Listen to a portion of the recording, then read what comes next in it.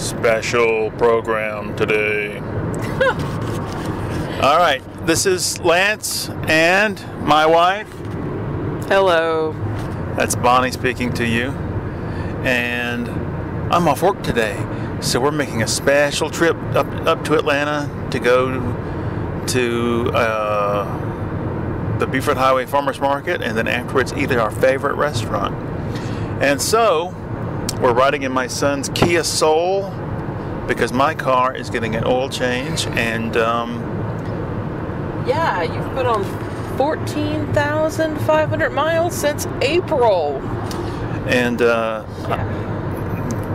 the geniuses who design cars today have decided that CDs are obsolete. So you don't need a CD player in your car. So this thing has nothing but a radio. But you have one in your Subaru. The Subaru has a CD player. Anyway, I brought my MP3 player thinking I could hook it up, but there is no way to hook it up because the portals are different sizes. No, because you don't have the right connector, sweetie. Well, I didn't know that. Oh, anyway, Lance. Huge waste. Oh, and you know, symbolically, we are right now stuck behind a postal truck. No more run around this guy. This is the way I take to go to work every night. So I'm getting to see it during the bright sunlight. Oh, sunlight.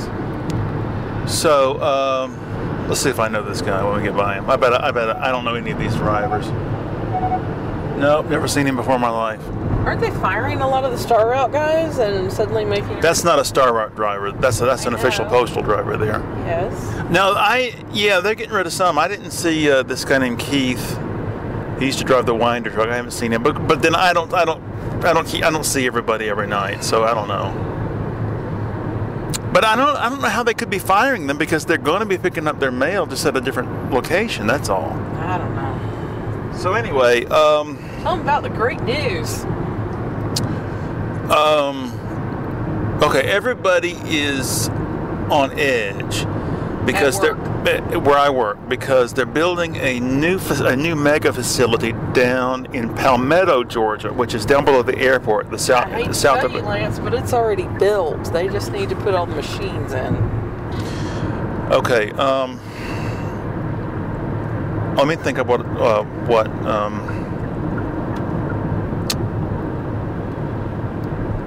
Okay. Meeting? All right. Everybody's on edge because of this mega facility they're building down in Palmetto, Georgia, which is south of Atlanta, now down near the airport. How far away? It's going to be. If I had to go, it would be an extra, even another hour. But anyway, they're going to downsize my facility and forcibly send off a bunch of people to work down there. So everybody's worried. So we had a meeting, finally. The move is going to happen February the 24th, and we had a meeting finally about it yesterday at work. And so they have everybody on my shift to go up to this room, and there were you either had to sit on the floor or stand up to listen to this shit. And so the woman in charge said, this is what's going to happen, and this is how many clerks we're going to send to the other facility. And I'm not a clerk, I'm a mail handler. It's a different designation of job. So she says, okay, now we have a microphone here. Anybody wants to ask any questions, you can come up here and ask a question. So I was the first one up. I got up in front of everybody and got the microphone first. And I said, okay, what about the mail handlers? Oh, we don't have any information for you at this time. I said, when will you have some information? We'll talk to you in about 2 weeks. I said, fine. And I walked out. Now, the shift before me, I was told the same thing happened, but all the mail handlers got up and walked out. The guy on the shift after me said they refused to let anybody leave. They had to sit there for an hour while people yammered on about stuff that had no relation to, no meaning for them. The post office Oh, and this is all in connection with the wonderful 10-year plan, the great leap forward. This is to bring financial stability to the post office and secure the employment opportunities for decades to come. Bullshit. So anyway,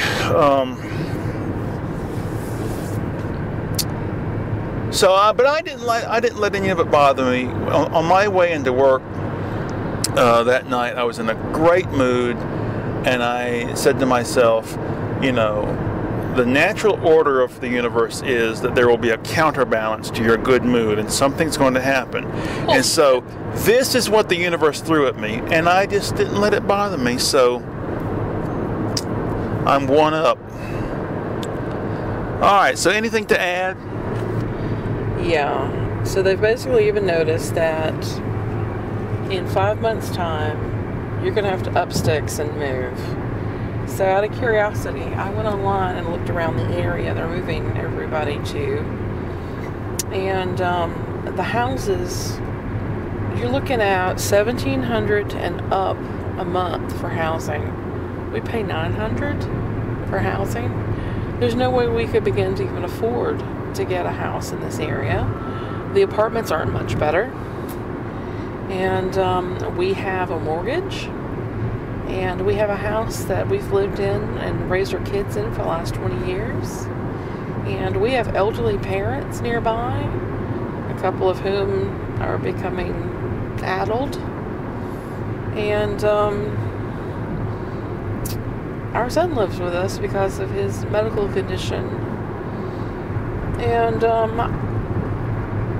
the inconvenience that it would cause to us, it would completely upend our lives. We would lose so much.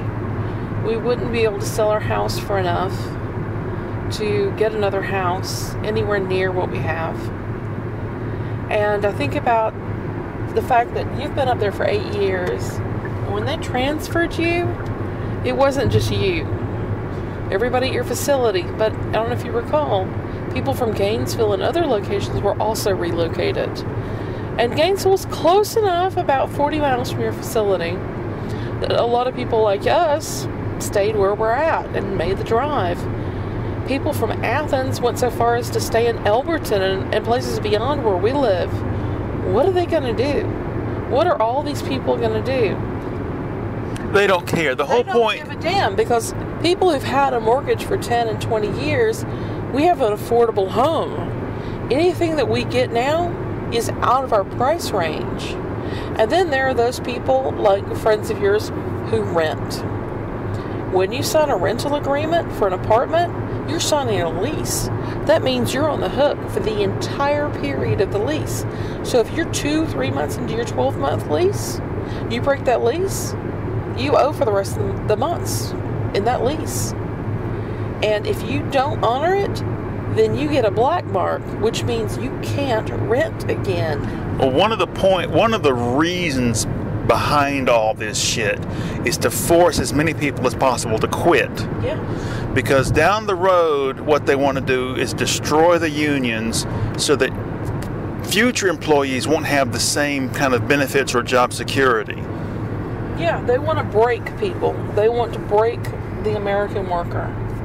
Yeah. And Louis DeJoy comes out of that. That's the Postmaster General. Comes out of a tradition of paying as little as possible. I forgot what I was going to say. Yeah, it's a joke. The whole thing's a joke. And, anyway, I can't remember what I was going to say. Any other happy topics? This is where I was talking about where they've changed the road here. They got rid of the barrier or whatever it was. I don't know what it was. Well, the road was half. When you drove through on the passing side, your tires were half hanging off on different type of pavement, so it was uneven. I haven't been up here in several months. So I've been thinking about the forced change and stuff. Number one, we'll go ahead and get senators and congressmen involved because this is wrong. Number two, you're going to file for a medical. exemption. Well, most likely I won't be affected because I'm high enough up on the These are seniority list. The things that I have to consider when I go to fight for you. Because you don't have time and energy to try to fight something like this. And hopefully you are high enough that you won't be transferred. Well, Which brings us back to, when the fuck are you going back to Athens? well, that's always a possibility too, because because related to all these changes, they're sending some work back to Athens. And There should be mail handler work at if this the point. union is on the ball, Which they're they not. they will have started looking into that, and they've told me they are, which I don't That has been believe a for a minute. Bold-faced lie. They told him back in April they had filed a grievance. Come to find out, June, they filed some kind of something or another. June, not April, June. And it took contacting them, I don't know how many times, for anything to get done at all. They're lazy. They're worthless. So anyway, this is where that horrible wreck was. Oh, Jesus. It was right where we are right now, right Yeah. behind us. How many people died in that thing? I don't know. So apparently topping the hill, it's hard to see. That hill back there, it's hard to see all the different lights and things. And somebody ran a light. And I think it was a car hit a truck. The semi driver got injured. And I don't know, was it 2, 3, or more people that were killed in the car? Yeah, it was a big mess. It was Wasn't as bad as the other It was the accident. day. It was the day after they opened all this up. Yeah. Changed the lanes. Well, several weeks before that, there was a massive accident where 4 or 5 teenagers were killed. We're on this I road know what I here. was going to say. May I finish? Yeah. We're on this road here, and where it changes into 75, there's what's called a flyover ramp. And you fly over the top of I-85, and you access it from the far area. And there's a major curve as you go onto this ramp. Well, somebody crossed lanes on that ramp, on the curve, and they hit the car next to them. And both of them were going easily 55 to 65 miles an hour. And when they hit that person in the other lane, it sent them flying over the edge. They went over the concrete barrier, landed 50 feet below on the highway. Horrible accident. Well, the cops have ruled that they were racing. They were racing? Yeah, that's what the Jesus fucking Christ, how stupid. But anyway, what I was going to say was about all this shit. What bugs me is the top supervisors and the supervisors who are on the make to become top supervisors, managers at the post office. Their attitude is, whatever the gods of the post office decide, we're for it. Yes, Chief, we can do it. There's no dissent because they know that the way to get ahead is just to Brown knows it all. yeah, just to say, sure thing. There is, and this bitch who's my supervisor now, that's her attitude. Be damned if what we're told to do makes any sense, or if it's actively malevolent. You just do what you're told. That's how I'm getting ahead. My career is on a non-stop ride to the top because I just, whatever they tell me to do. And I can't stand that attitude. It's the, This is why we need unions speaking up for what the everyday person has to do. Because management, like this woman that you're working for now, this fat ass has never worked the floor. She has no idea what's going on. She just sits there and does training. Well, you should have heard, okay, the plant manager is the one who ran the meeting. And she just read this stuff like, this is the gospel truth and this is the way it's going to be. And, I remember when... Look at this idiot. I know. I remember when they made us move to Atlanta. Virginia was the postmaster in Athens, and she was openly, well, to me anyway, she was openly critical, and she thought it was a bunch of bullshit. And she made a couple of visits up to North Metro after it all happened to observe how things were going, and she told me flat out, they told us that they were doing this to save money, but they're not. They're actually losing money. None of these fuckers that I work with for now would ever admit such a thing. No. Everything's wonderful. All the decisions made by the authorities are great. I thought about this the other day at work. Oh, shit. Oh, I know what it was. Okay. This is a classic. I'm going to give you a classic example of authority running up against practical fucking reality. When I was in 8th grade, our grade took a school trip to Washington, D.C., and we were gone a couple of days. And one of the things we did on the trip was we visited Mount Vernon, George Washington's home. And we actually went after school had let out. We went in June. It was boiling hot. Washington, D.C. is boiling hot in the summer. Oh, yeah. We went to Mount Vernon, went inside the house, walked around, and then we had to go to some garden or something. And we had to walk, and all the kids are hot and sweaty and tired. And as we walked along, there was a water fountain out in the open. And Mrs. Hill and Miss Giles were two of the chaperones on the trip. And as the kids walked by the water fountain, each one stopped and got some water, and they didn't like that. And it was like, stop that. Stop drinking that water. No more. No, that's enough. Stop drinking that water. No, stop. Stop drinking that water. No more. And I thought it was hilarious because the kids were just ignoring them because they had to get a drink of water. It was hot.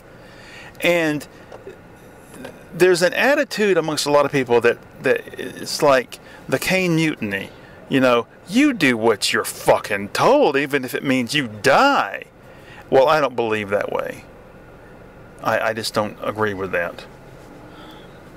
The post office is like most businesses. They don't know, management doesn't know what's going on at the lower levels. They oftentimes don't realize what the results are when they change policies. Like 2 weeks ago, they changed your dispatch times and such. And they were like, oh, it has to go this, that, the other. And, if we're having dispatches every 2 hours, if there's something that doesn't get filled up, just send it to the next one, You came home and you started complaining about it, and it made perfect sense to me the way you described it, but your manager won't even listen. What the fuck? Yeah, basically, she flat out told me, I've been told to do something, and I'm going to do it, by God, and so I'm the supervisor, and you're going to do what I say. Well, I've been doing this job for over 25 years, plus another 5 years where I wasn't officially a full-timer. So I know more about it than you do, honey. But the thing is that they have a shortage of equipment. And if you're sending out all your equipment in the first 2 to 3 runs, you've got nothing to fill up again. The day after all that shit happened, there's a guy who sometimes supervises us, just sort of like, a fill-in, and he thinks she's full of shit. And as soon as I saw him that next day, I said, listen, she's driving me bonkers. I said, she doesn't know what she's doing. He goes, I believe it. She doesn't know what she's doing. She's Yeah, you have a coworker who no longer works whenever she's working. Yeah. Because she's such a fucking idiot. A flaming fool.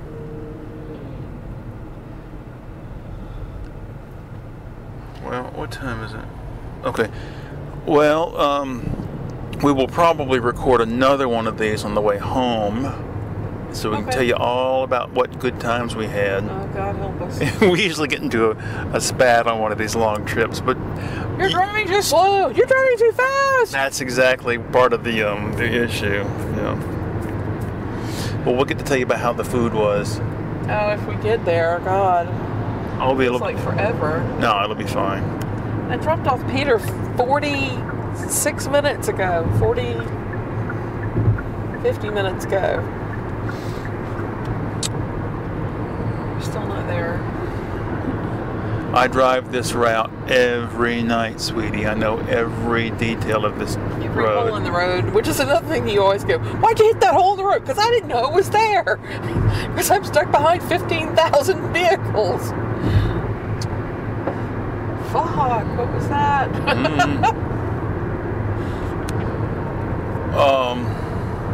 All right, that's enough for now. We'll record again later. Bye-bye. Bye.